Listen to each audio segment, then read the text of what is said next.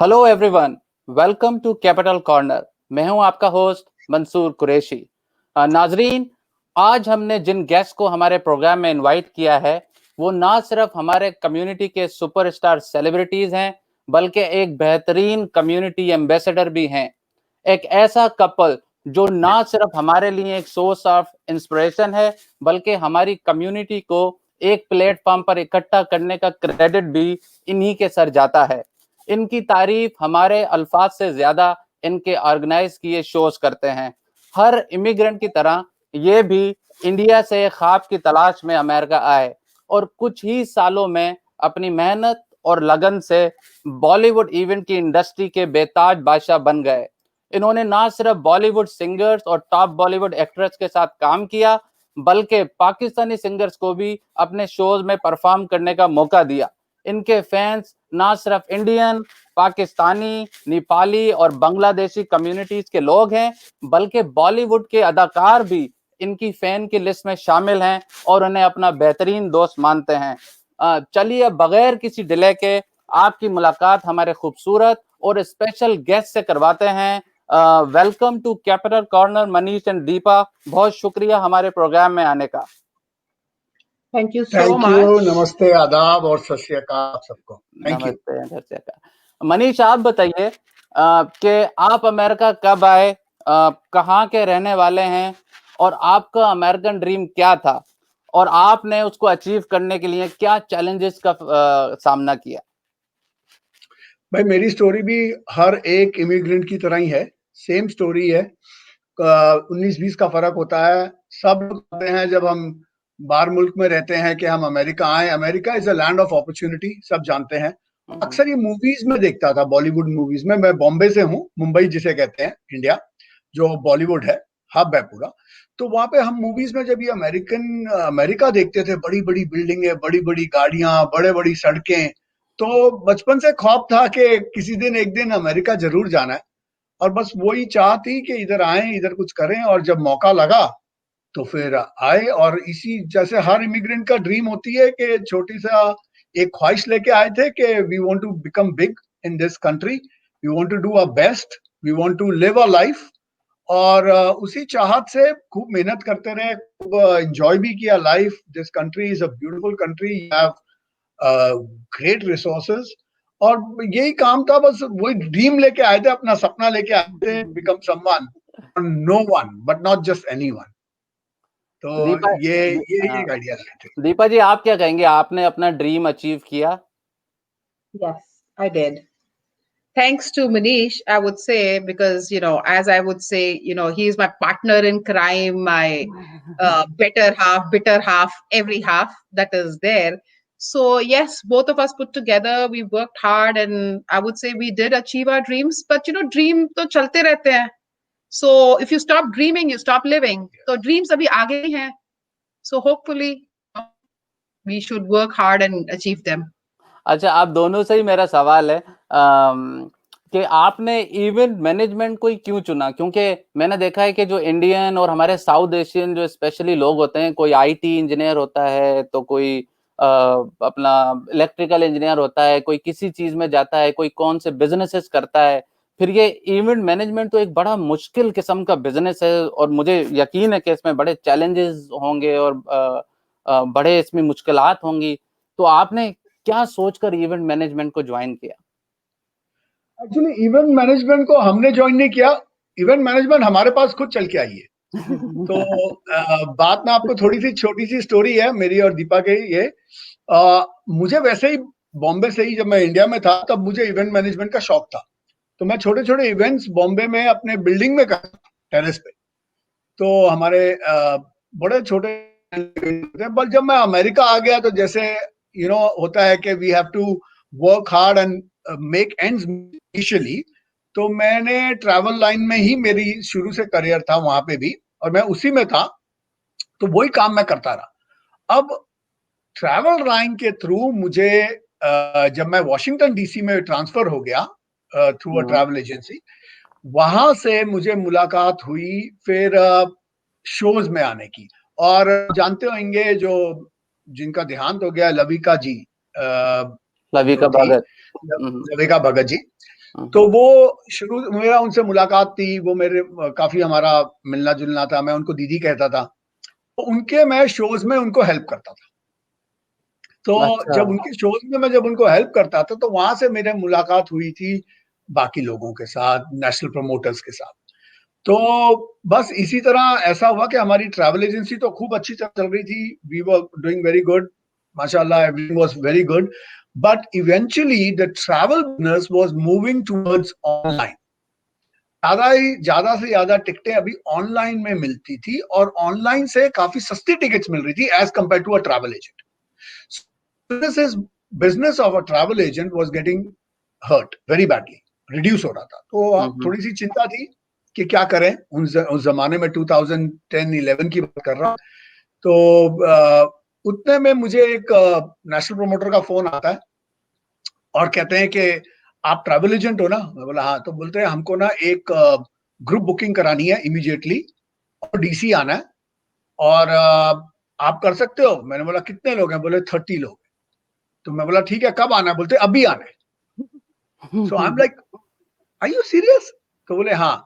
तो फिलहाल cut in short मैंने वो 30 लोगों की बुकिंग, 30 या 35 लोग थे, 35 लोग की बुकिंग करके उनका होटल करना था, उनकी ट्रांसपोर्टेशन करनी थी, उनकी फूड करना था, सारा कुछ अरेंज करना था और मेरे पास सिर्फ गिनती के 2 या 3 घंटे थे। तो 3 घंटे में मैंने पूरे ग्रुप की रिजर्वेशन की और सारा कुछ कर दिया। अब जब वो एयरपोर्ट आए हैं, एयरपोर्ट पे मुझे मिले हैं और मैं उनको होटल लेके आया, होटल में चेक इन हो गए। उस वक्त वो भाई साहब का नाम है दर्शन मेहता ऑफ बालाजी एंटरटेनमेंट। अच्छा। वहां पे उनने मुझे और दीपा को देखा और बोले थैंक यू सो मच, आप लोग ने इतनी मदद की हमारी और हमारा यहाँ पे शो है तो पर हमारी ट्रैवल अरेंजमेंट्स में गड़बड़ हो गई थी। तो उतने में मुझे याद आया कि आपने मुझे एक बार कार्ड दिया था and that's how I got to know you. तो आपकी इतनी अच्छी नेटवर्किंग है इधर और आपका इतना अच्छा इंफ्रास्ट्रक्चर है कि आपने 3 घंटे में एक पूरा ग्रुप की तैयारी कर दी। तो आपने कभी शो बिजनेस सोचा है? तो हमने दोनों ने बोला नहीं, हमने तो नहीं कभी सोचा है। और पर मैं और दीपा मन ही मन कभी ये सोच रहे थे कि we should move into something else also because the travel line eventually is going to be online. तो हमने तो कभी सोचा नहीं था। तो मैंने उनको बोला कि ठीक है, कुछ ना कुछ कर सकते हैं, देखते हैं नेक्स्ट शो आपका कौन सा आ रहा है। तो उन्होंने बोला नेक्स्ट शो हमारा आ रहा है जुलाई के महीने में, ये 2011 की बात बोल रहा हूँ, आतिफ असलम और सुनिधि चौहान। तो मैंने बोला डन, विल डू इट। और दीपा मेरा मुंह देख रही है कि ये क्या कर रहा है लड़का, इसको कुछ पता नहीं अमेरिका में कैसे शो करने क्या करने। तो एनीवे हमने वहां पे शो डन किया, मैंने उनको साइनिंग अमाउंट का चेक दिया, बैठ के उधर हमने बियर पी उनके साथ और वहां से चले गए। जब हम गाड़ी में बैठे थे तो दीपा चिल्लाने लगी कि आपको कुछ पता तो है नहीं, आपको मालूम नहीं है कैसे शोज करने हैं, हमको कुछ पता ही नहीं है इस बिजनेस के बारे में, आपने ऐसे उठा के उनको डिपॉजिट भी दे दिया, सब दे दिया। मैं बोला अभी ऊपर वाले के हाथ में है, ऊपर वाले ने कोई ना कोई कारण से ये रास्ता खोला हमारे लिए, तो जरूर कुछ ना कुछ हमको देगा, वो हेल्प करेगा। आप देखिए वो 2011 21 जुलाई, मुझे आज भी वो डेट याद है, जो हमारा शो था आतिफ असलम और Sunidhi Chauhan, DAR Constitution Hall में था। गर्मी थी 103 डिग्री उस दिन हॉटेस्ट डे था उस ईयर और एब्सोल्युटली सोल्ड आउट शो था। क्या बात है, क्या बात है। तो नाजरीन आपने सुना कि मनीष जो हैं हादसाती तौर पर इस इंडस्ट्री में आए और आज वो जो हैं वो बेताज बादशाह हैं इवेंट के, मतलब लोग उनको मानते हैं। सो बड़ी आपकी अच्छी स्टोरी है। दीपा आपसे मेरा सवाल है, आप जो भी शोज या कॉन्सर्ट ऑर्गेनाइज करते हैं आप लोग, उसके लिए आपको क्या करना पड़ता है basically? How do you get the ball rolling for that? क्योंकि हमें तो ये लगता है कि ये बड़ा आसान काम है, हम टिकट भी ले लेते हैं, हमें ये भी नजर आती है आपकी टीम होती है, हम प्रोमोटर आते हैं, आपको सिंगर्स की इंफॉर्मेशन देते हैं, आप उनको बुलाते हैं, बस हमने अपना शो देखा और मजे किए और चले गए। लेकिन जरूर इसके पीछे बड़े चैलेंजेस होते होंगे। तो आप बताइए, आपको एक शो को सुपर हिट शो बनाने के लिए क्या क्या चीजें करना पड़ती हैं? तो as Manish had said कि हमको तो कोई नॉलेज नहीं था इस ट्रेड के बारे में, so we learned it from the grassroots, सब कुछ कि टिकट को प्राइस कैसे करना है, to marketing करना, as you realize कि DC, मेरीलैंड एंड वर्जीनिया में कोई ऐसा एरिया नहीं है जैसे न्यू जर्सी है कि जहाँ पे सारे देसीज होते हैं. So first, the most important thing is कि पहले एक venue ढूंढना कि कौन सा venue is the right for which artist, क्योंकि like you see the artist उसके बाद में, so that's a lot of math and calculation that goes beyond anticipations and everything. उसके बाद लोगों तक ये पहुंचाना कि हमारा शो आ रहा है. So उसके लिए we actually have to go to different events. जब शुरू में हम आए थे and the first show था, it was kind of surprising कि मैंने जिंदगी में कभी फ्लायर नहीं बांटे थे. We are coming from a very good background and everything. वहां पे गर्मी चल रही है, गर्मी का मौसम था. इवेंट में खड़े होके बाहर फ्लायर बांट रहे थे. ऐसा लग रहा था जैसे पता नहीं कोई गरीब. इंडिया में तो you hire people and they do this job, but जब अपना पैसा लगा होता है तो सब कुछ ही करना पड़ता है. So Manish and me, and मुझे थोड़ी शर्म आती थी, but Manish was the bolder one. And he taught me that, what, if it's your job, then you do any job, छोटा हो या बड़ा हो, वो तुम्हारा baby है. So the most important part of it is making sure that the logistics are done. So हम दोनों ने बड़े अच्छे से चीजें बांट रखी है. Marketing दोनों जने करते हैं. Contracts is Manish's department. Ticketing and making sure that the tickets are getting sold and people are getting the tickets is my department. तो ये Manish, go ahead. On the day of the show, you see हमारी एक बहुत बड़ी team होती है, जो different departments होते हैं जिसमें वो काम करते हैं, but at the back of the mind everybody is reporting to Manish or me depending on which department they are. So it does look easy कि टिकट खरीदी चले गए, but जब आप actually में show करते हो तो there are lots of sleepless nights that go beyond what we can imagine. It looks very simple, but it is not as गाना बहुत आसान है, वो पैसे को रिकवर करना is the harder part. मैं तो हमेशा बोलता था कि जो जैसे हमारा छोटा बच्चा होता है ना, और छोटे बच्चे की सबसे खूबसूरत चीज होती है उसकी हंसी, उसके साथ खेलना, सब कुछ. सबसे गंदा काम क्या होता है? डायपर साफ करना. वो भी माई करती है, हम भी करते हैं ना डायपर बच्चों का साफ. इसी तरह हर बिजनेस में जो आप अपने बिजनेस को बच्चा समझते हैं, उसका गंदा से गंदा काम या अच्छा से अच्छा काम आपको खुद को करना है. अगर आप उसमें से कोई भी चीज को इतराज करोगे, वो आपका पूरी तरह से भी नहीं है. तो it is very important to do everything by yourself initially. सही बात. Otherwise, also, even after you're successful and you have a team, but there are a lot of things in show business, nothing goes as planned. Everything which is unexpected does happen. Anything and everything can go wrong. Like an artist can lose his baggage to stage के कोई equipment उड़ गया, एक cord नहीं है. So there's lots of things that can, जो आप predict भी नहीं कर सकते. सब कुछ ठीक चल रहा है, oh my god, the next minute. So show business में it's very important to be very alert as to what you can replace with what. बेहतरीन. and तो decision making.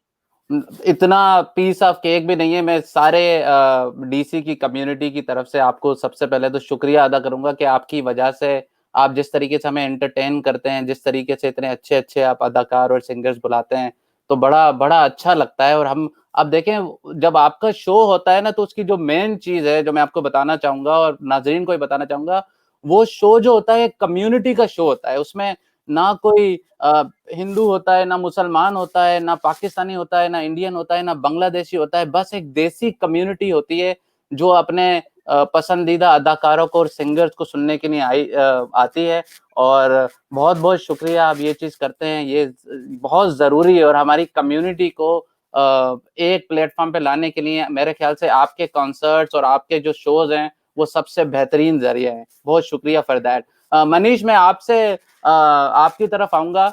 आपने शाहरुख खान का शो किया और मेरे ख्याल से मैं खुद भी वहां मौजूद था.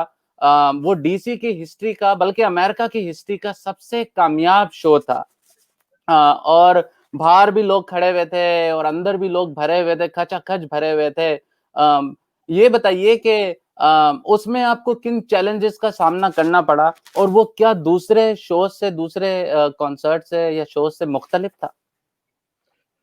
भाई, वो एक जो बोलते हैं ना, जिंदगी में सबसे बड़ा ड्रीम होता है जिसका, जैसे इसने बताया ड्रीम हमारा फुलफिल है. That is the American dream जो हमारा था, वो फुलफिल हो. हाँ, मेरा और इसका दोनों का ड्रीम था। हमको शाहरुख खान से इतना प्यार है और मुझे शाहरुख खान से साथ साथ में दीपिका से इतना प्यार है कि मेरे लिए तो ये था कि मेरी ड्रीम पूरी हो जाएगी अगर मैंने इसका शो कर लिया तो। पर 2 साल पुराने थे हम। 2011 में हमने स्टार्ट किया था जुलाई में, और 2014 की आप बात कर रहे हैं जहां पे जब हमने शाहरुख खान शो किया था। तो तीन बिल्कुल बिल्कुल साल भी नहीं होते, 2.5 साल हुए थे।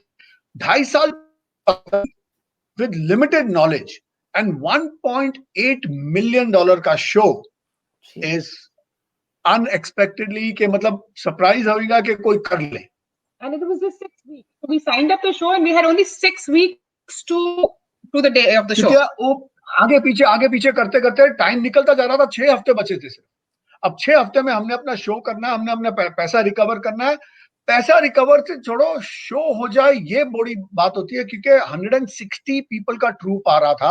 वो भी दिग्गज लोग जैसे अभिषेक बच्चन, शाहरुख खान जी, दीपिका पादुकोण, अभिषेक बच्चन, फराह खान, बोमन ईरानी, सोनू सूद, विवियन, यो हनी सिंह, कनिका कपूर, और इस तरह के दिग्गज जो आर्टिस्ट आ रहे हैं। हमने कभी जिंदगी में उनके शो नहीं किए थे, हमने कभी जिंदगी में उनको देखा तक नहीं था। तो उसका show obviously would be very very challenging. पर हमको मुझे बिजनेस का आइडिया मिल गया था कि किस तरह से करना है, पहली बात। और एक बात मैं आपने जैसे हमको शुक्रिया किया सारी डीएमवी की तरफ से, मैं डीएमवी को शुक्रिया करना चाहता हूं। मैं आज हमारे सारे दोस्तों को जो हमको सुनेंगे भी आगे, पूरे डीसी मैरीलैंड वर्जीनिया के उन लोगों को शुक्रिया करना चाहता हूं कि उनका प्यार और सपोर्ट जो हमको मिला है ना, उसके बिना हम कुछ भी नहीं है। ना मेरी कोई इंटेंस एंटरटेनमेंट की कंपनी का कोई वजूद है और ना हमारा कोई वजूद है, क्योंकि आप लोग के सिवा अगर आप हमको प्यार कर रहे हैं, सपोर्ट कर रहे हैं, that means we are doing something good for you to get love us. Unconditional love है आप लोग का। तो उसके कारण जो हमको सपोर्ट मिला, so it was very challenging. 160 का ट्रूप था, हर आर्टिस्ट। अच्छा, हमको डरा के भी बहुत रखा हुआ था कि आर्टिस्ट के एटीट्यूड बहुत होते हैं, वो नाराज हो जाएंगे तो तुम्हारा शो कैंसिल कर देते हैं। वो अगर गाड़ी अच्छी नहीं भेजी और खाना अच्छा नहीं मिला तो वो शो में नहीं आएंगे। So many things. We had to take the word for it, right? Because we have never experienced that. और हमने चुना भी। ये भी बड़े एक मजेदार की बात है कि जब मैं गेन्सविल में रहता हूं, और गेन्सविल से जब भी हम गुजरते थे कहां जाने के लिए, तो लाइव नेशंस का जेफी लूब लाइव रास्ते से गुजरता है। बिल्कुल। तो मैं हमेशा दीपा को बोलता था कि जिंदगी में सपना है कि इतने बड़े मैदान में, इतने बड़े हॉल में मुझे कभी एक शो करना है। 25,000 की कैपेसिटी है उसकी, 25 से भी ज्यादा ही है। तो हम लोग सोचते थे हाँ एक दिन करेंगे, एक दिन करेंगे। और जब शाहरुख खान का हमको शो मिला, मैंने बोला हमने यही जगह पे शो करना है, क्योंकि मेरी ये जिंदगी की ख्वाहिश है कि मैंने इधर एक शो करना है। 60 years of Jeffy lube live, आज तक किसी ने वहां पे इंडियन शो नहीं किया, किसी क्या ने। बात, क्या बात है। तो जभी हमने तो वहां पे आपको करना था। बेताज बादशाह, आपको इसीलिए तो हमने नाम दिया हुआ है, खिताब दिया हुआ है कि you are a Bollywood event के बेताज बादशाह। जो इंसान सोचता है उसको पूरा करने के लिए, शाहरुख खान का डायलॉग है कि कुदरत भी उसकी हेल्प करना शुरू कर देती है। तो आपकी ना सिर्फ गॉड ने हेल्प की, बल्कि आपने जो सोचा था, जो बड़ा सपना आपका था, वो भी पूरा हुआ, और ये आपका अमेरिकन ड्रीम था। इससे पहले कि हम चैलेंजेस के बारे में जाने, अब हमारा सेगमेंट का दूसरा हिस्सा शुरू होता है, जिसमें हम अपनी मशहूर जो वाशिंगटन डीसी मेट्रो एरिया की मसाला बीट की सिंगर हैं सुनीला बाली दत्त, उनको हमने यहाँ पर मधु किया हुआ है, और वो आपकी पसंद का जो भी आप गाना डेडिकेट करना चाहें हमारे नाजरीन को, वो आपको सुनाना चाहेंगी। तो सुनीला, पहले अपने बारे में थोड़ा सा बताइए, फिर हम मनीष और दीपा से उनकी फरमाइश आपको देते हैं। जी Mansoor ji, first of all thank you for having me here. Hello Manish ji, hello Deepa ji, आपसे फिर मिलना हो रहा है इस प्लेटफॉर्म पे। बिल्कुल बढ़िया, थैंक यू। अपने बारे क्या बताएं, कुछ कहानी नहीं है ऐसी, you know, another immigrant, another story, another dream, another passion, you know. सब जब एक, जैसे कि आप मनीष जी भी बता ही रहे थे, एक जगह पहुंच जाते हैं एक मुकाम पे, एंड देन एक कॉलिंग होती है कि now what is the call for the soul, what's that search, you know. तो हम लोगों का एक ग्रुप है मसाला बीट्स, जैसे कि आप जानते हैं। तो कुछ ऐसे फितूरी पैशनेट लोग हैं जिनको गाने का बहुत शौक है, और फिर उनको अपना गाना घर के बाहर ले जाने का शौक था। तो वहाँ से शुरू हुआ सिलसिला, और you know, I mean, now it's been 6 years we've been entertaining the DMV area, and you know, we love the response we get, and it keeps us going. तो बस कम्युनिटी के लिए फंड रेजर्स करते करते और जितना प्यार और जितनी सपोर्ट और जितनी इंकरेजमेंट मिलती है उस वजह से मैं यहाँ पे हूँ। And again thanks for having me here. नहीं, बहुत शुक्रिया। मनीष और दीपा, क्या फरमाइश है आपकी? No challenges. Sunita ji, thank you so much. आप बहुत अच्छा काम कर रहे हैं। आई लाइक मसाला बीट का MB, क्योंकि दुनिया मेरे को मनीष भाई के नाम से बुलाती है और मनीष भाई MB होता है, तो I love Masala Beat. There we have a connection already. Manish bhai, Mansoor bhai in Masala Beat, they all go by Manish bhai. तो MB सूटेबल नेम है और आप बहुत ही अच्छा काम कर रहे हैं कम्युनिटी में। I hear you have absolutely amazing singers और आप भी माशाल्लाह बहुत ही अच्छा गाते हैं। Thank you very much. और हमको हमेशा वादा याद है, जल्दी से शो शुरू होने दो, तो Masala Beat is going to be right there.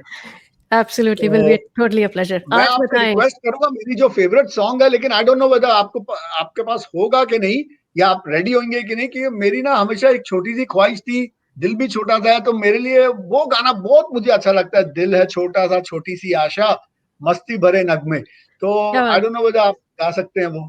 Sure, वो आई थिंक हम सभी का फेवरेट गाना है। It's my personal favourite. I know Mansoor भाई को बहुत पसंद है, इनके लिए हमने एक बार एक शो किया था, तो ये खास रिक्वेस्ट उसकी भी लेके आए थे। तो अरे आप मंसूर भाई, वेरी गुड। बाकी दिल तो छोटा है लेकिन ख्वाहिशें बड़ी है ना। हजारों ही ख्वाहिशें ऐसी कि हर ख्वाहिश पे दम निकले, बहुत निकले मेरे अरमा, लेकिन फिर भी कम निकले। चले हम मिर्जा गालिब को भी, मिर्जा भाई को भी यहाँ ले आते हैं। another MB there. Sure, yeah. So this is from Roja, reminds of the time, and दिल छोटा अभी भी है, आशाएं छोटी अभी भी हैं. So why not? Let's go. Let's go.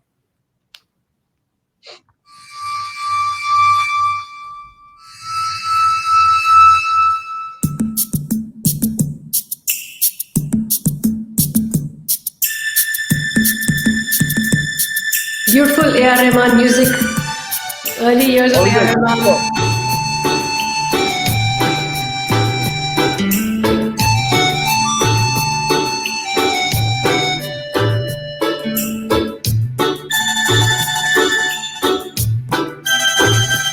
मुझे लगा आपके पास गाना नहीं होगा, but you are ready. Thank you. दिल है छोटा सा, छोटी सी आशा, मस्ती भर मन की भोली सी आशा, चांद तारों को छूने की आशा, आसमानों में उड़ने की आशा।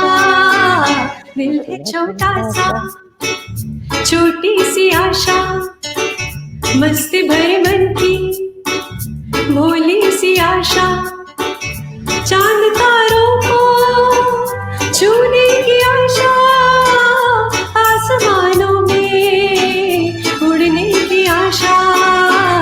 दिल है छोटा सा, छोटी सी आशा।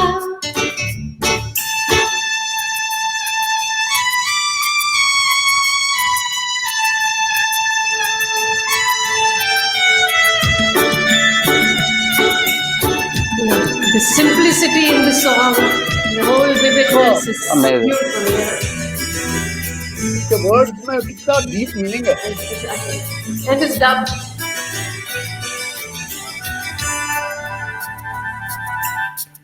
महक जाऊं मैं आज तो वैसे, फूल बगिया में महके है जैसे, बादलों की मैं ओढ़ूं चुनरिया, झूम जाऊं मैं बन के बावरिया, अपनी छोटी में बांध लूं दुनिया। दिल है छोटा सा, छोटी सी आशा, मस्ती भरे मन की भोली सी आशा।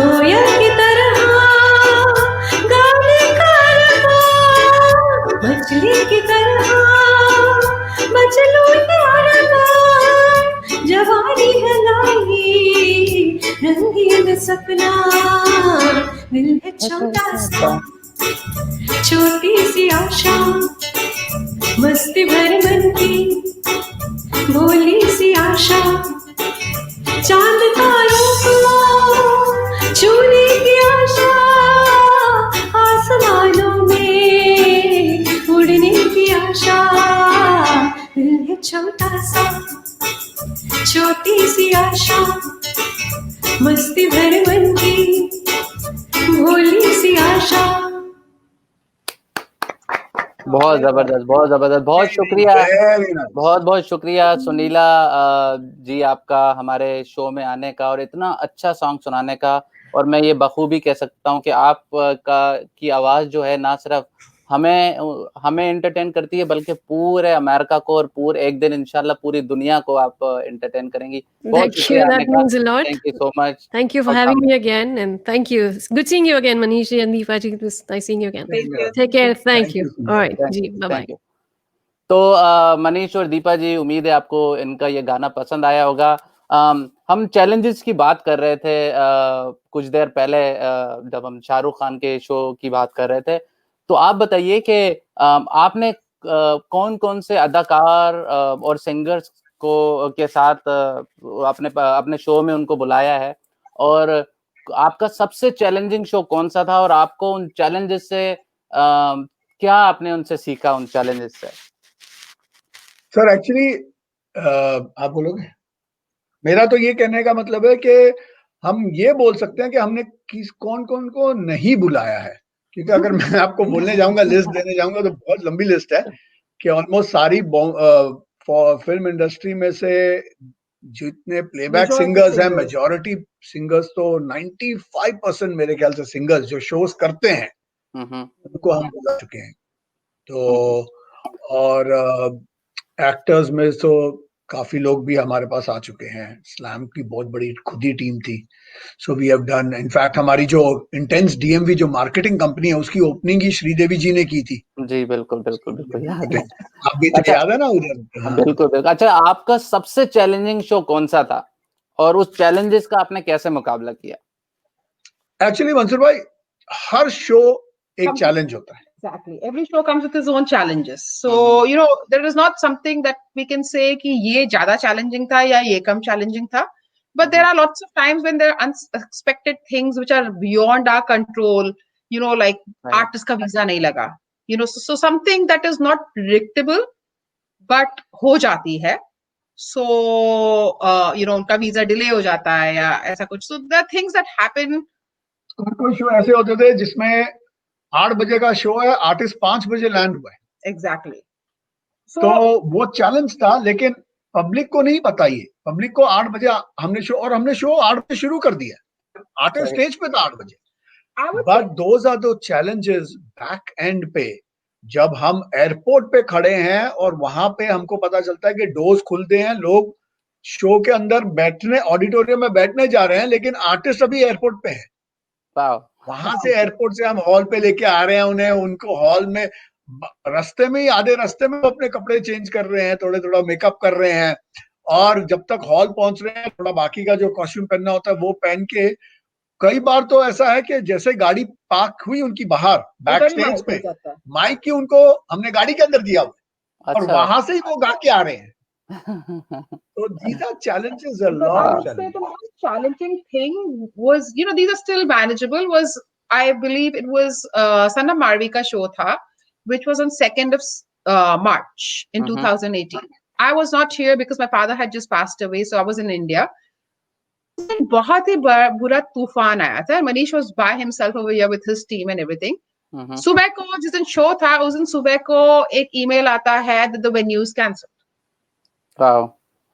So we don't have yes, because तूफान आया हुआ था, so we didn't have a venue and we had the artist. So now, and I wasn't there, so you know, when both of us are there together, it's a different thing. We can solve things much better, but I would say that would be the most challenging challenging thing, and Manish had to go through by himself because poor guy, he couldn't even call me because I had just lost my father, so my sane mind was not there. But then we, the best I could do. But he and everybody in our team worked together. They got a new venue, the show hua, and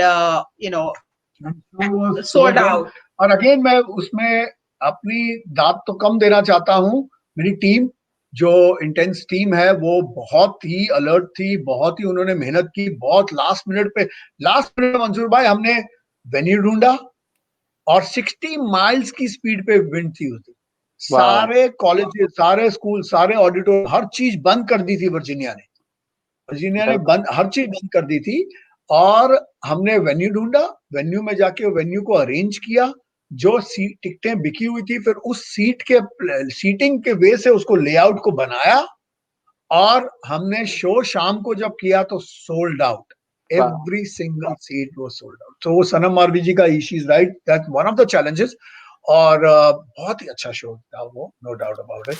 बहुत अच्छा, बहुत inspiring आपकी story. और मैं अपने नाजरीन को भी यही कहना चाहूंगा कि कोई भी चीज इतनी आसान नहीं है. हर चीज के लिए आपको मेहनत करना पड़ती है, अपने सर धड़ की बाजी लगाना पड़ती है. और सबसे जो इम्पोर्टेंट चीज होती है वो ये होता है कि अपने आप पर और अपनी टीम पर बिलीव करना होता है, तभी जाके आपको तरक्की मिलती है. मनीष, आपसे मेरा अगला सवाल है. हमने देखा था कि बीच में पाकिस्तानी सिंगर्स और अदाकारों को इंडिया में बैन किया गया, अमेरिका में भी उसका असर हुआ. आप मेरे ख्याल से उन चंद प्रोमोटर में से एक थे जिन्होंने इतनी मुखालफत और इतने प्रेशर की परवाह किए बगैर अपने शो में उन लोगों से परफॉर्म कराया.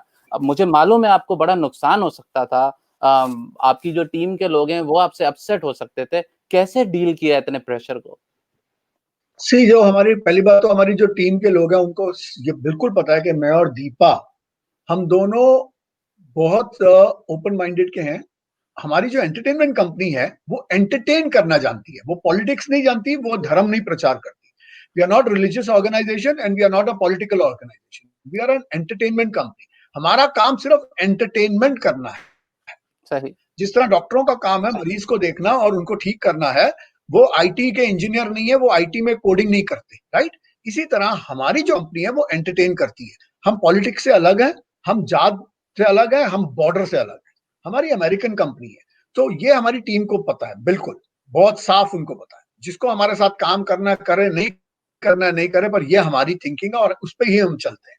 और रही बात इंडिया पाकिस्तान के रिलेशन की, वो आज खराब है, कल फिर ठीक हो जाएंगे. ये 70 साल से चल रहा है.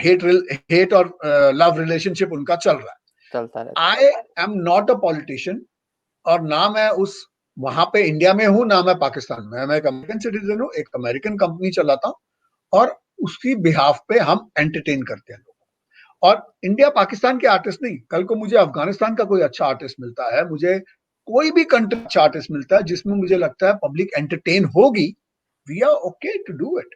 We don't see, we don't discriminate. बहुत बेहतरीन जवाब है. और इसीलिए आपको हमने कम्युनिटी एम्बेसडर का भी खिताब दिया है, क्योंकि आपसे कम्युनिटी के सारे लोग आप दोनों से प्यार करते हैं और आपकी इज्जत करते हैं, और आप जो काम करते हैं उनसे ना सिर्फ इंस्पायर होते हैं बल्कि आपकी मिसालें भी अपनी फैमिलीज को और अपने फ्रेंड्स को देते हैं. So well done, great job. आजकल अब दूसरे टॉपिक की तरफ आते हैं. कोविड-19 का सबसे ज्यादा नुकसान आपको पता है ट्रेवल और एंटरटेनमेंट की इंडस्ट्री को हुआ है.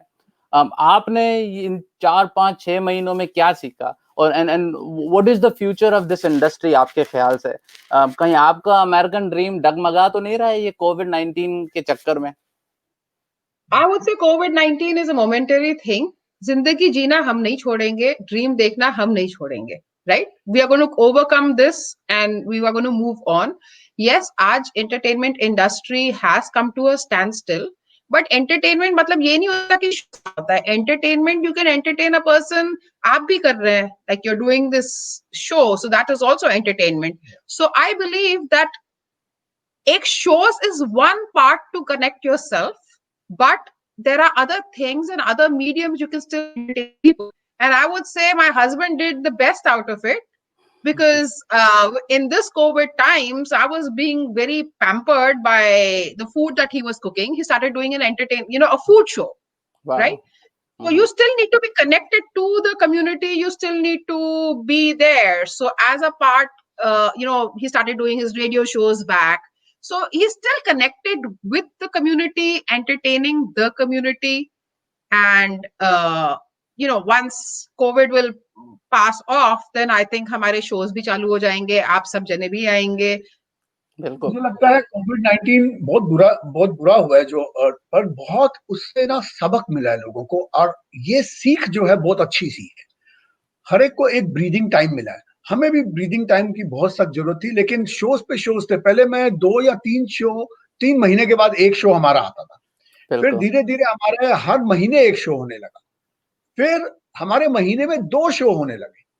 सो एक रैट रेस चल रहा था पूरे कंट्री में. हर फील्ड में एक रैट रेस है. आईटी में अपनी था, रेस्टोरेंट्स का अपना था, हर का ऐसा था, बस आंख बंद करके भागे चले जा रहे हैं. बिल्कुल. ना उनको अपनी जिंदगी में चैन था, ना सुख था, ना अपनी फैमिली के साथ कुछ टाइम बिताने का मौका मिल रहा था, कुछ नहीं था. तो वो चीज एकदम से स्टैंड स्टिल पे आके everyone is now laid back. They are spending some time, quality time at home, और अपने परिवार के साथ है. साथ ही साथ अब हमने थोड़ा सा ज्यादा अपने और कंपनी को स्ट्रीमलाइन किया है. हमारा डेटा चारों तरफ बिखरा हुआ था, उसको हमने पूरा एक्यूमुलेट करके एक प्लेटफॉर्म पे लेके आए हैं, which I don't think so I would have got time अगर मेरे शोज चलते रहते. क्योंकि अप्रैल से हमारे शो शुरू हो रहे हैं. अप्रैल में मेरे 2 शो थे. नेहा कक्कड़ का 3 अप्रैल को था, 19 अप्रैल को फेस्टिवल ऑफ कलर था. फिर मई में रमजान चल रहे थे, और जून में मेरा बादशाह का शो. तो फटाफट शोज पे शोज होने थे, और हमको ये टाइम कभी नहीं मिल रहा था. तो आज मेरे पास कंसोलिडेटेड एक डेटा है हर इंसान का, जो हमारे शोज में आता था पिछले 8-9 साल से. बहुत अच्छा, बहुत अच्छा, बहुत अच्छा मनीष. और अब आप बात कंप्लीट कीजिए प्लीज. हाँ, फिर आर्टिस्ट भी आपको मैं बता रहा हूँ, आर्टिस्ट को भी थोड़ा ब्रेक मिला है. आप देखिए, एक ही आर्टिस्ट हर साल आ रहे थे, राइट? उसी तरह से आ रहे थे. ठीक है, 4 गाने उनके नवे होते थे, बाकी तो सारे पूरा वही होते थे जो पिछले थे. तो अब ये जो ब्रेक मिल गया ना, आपका नेक्स्ट जो क्वेश्चन था, आगे फ्यूचर क्या है? फ्यूचर बहुत ही ज्यादा ब्राइट है. जो आज तक फ्यूचर नहीं था ना एंटरटेनमेंट का, उससे भी ज्यादा अच्छा एंटरटेनमेंट का है. क्योंकि जिस दिन सारा मार्केट ओपन हो जाएगी, आर्टिस्ट यहाँ पे पहला शो होएगा ना, वो देखना, शो में आप होंगे उधर, और ये मेरी बात रखना कि बाहर तक लोग खड़े होंगे, टिकट्स नहीं मिलेंगी. बिल्कुल सही बात. नाज़रीन, आपने देखा कि मनीष और दीपा जो हैं हर चीज को पॉजिटिव वे में लेते हैं, और यही पॉजिटिविटी सब में होनी चाहिए. इसने, कोविड ने भले ही हमें कितना भी नुकसान पहुंचाया हो, लेकिन हमारी कम्युनिटी को कनेक्ट भी किया है, और हमें टाइम भी दिया है कि ज्यादा से ज्यादा हम टाइम अपनी फैमिली के साथ गुजार सकें. हम अब आपसे क्लोजिंग रिमार्क्स लेंगे दोनों से. What is your message for community हमारी, जो है, जो अपना अमेरिकन ड्रीम अचीव करना चाहती है, लेकिन करंट सिचुएशन को देखकर वो मायूस हैं और गिव अप करने का सोच रहे हैं. सो आपके मैसेज क्या है हमारी कम्युनिटी के लिए? मनीष, बोलिए. Stay positive, believe in yourself, make the most of what you have today. You know what, आज आपको टाइम मिला है, आप अपनी, you cannot go to work or you can't socialize, but focus on yourself, focus on your family, focus on those things, because उसके बाद में जिंदगी की रैट रेस शुरू हो जाएगी. उसके बाद में आपको अपने लिए कभी जिंदगी में टाइम नहीं मिलेगा. So make sure you stay positive, stay connected. आजकल इंटरनेट and social media के through you can be connected with people and live your life. मैं तो एक ही बात बोलूंगा, इंस्पायरिंग जो भी लोग हैं, पहली बात तो डिसहार्टन के लिए नहीं होना चाहिए. जिंदगी में आप कुछ नहीं लेके आए थे और कुछ नहीं लेके जाने वाले. तो जो भी आपकी ये सफर में आपका हो रहा है, you have to make the most of it. Keep learning. Learning is the key. आज भी हमारे 60 शोज हमने खत्म कर लिया. 60 वी हैव डन 60 शो. अभी नेक्स्ट शो जो भी आएगा 61st शो होगा. आज भी हर शो में कुछ ना कुछ सीखते हैं. हर इंसान हम कुछ ना कुछ सीखते हैं. तो सीखो, become like a sponge and grasp करो पूरी नॉलेज, और उसको एक अच्छे वे में, पॉजिटिव एनर्जी में आप लोगों को डिस्ट्रीब्यूट करो. आप लोगों को प्यार दोगे ना, तो लोग आपको 10 गुना प्यार देते हैं. तो दैट इज माय आइडिया. मेहनत करो और अपनी जो ड्रीम है उसको फुलफिल करो, और ऊपर नीचे होते रहता है. शाहरुख खान की 5 मूवीज फेल होने के बाद एक हिट होती है, लेकिन आज भी वो किंग है, राइट? तो never get disheartened. And the other thing is we all are in it together. So it's not कि कोई आगे निकल गया या कोई पीछे, हम सब साथ में हैं. So सब साथ में ही इससे बाहर निकलेंगे. बहुत बहुत inspiring word. Thank you Manish and Deepa for your time and sharing your story and your American dream. We hope and we wish more success to you and all the other people who are working day in and day out to make their dream a reality. नाजरीन, उम्मीद है आपको programme पसंद आया होगा.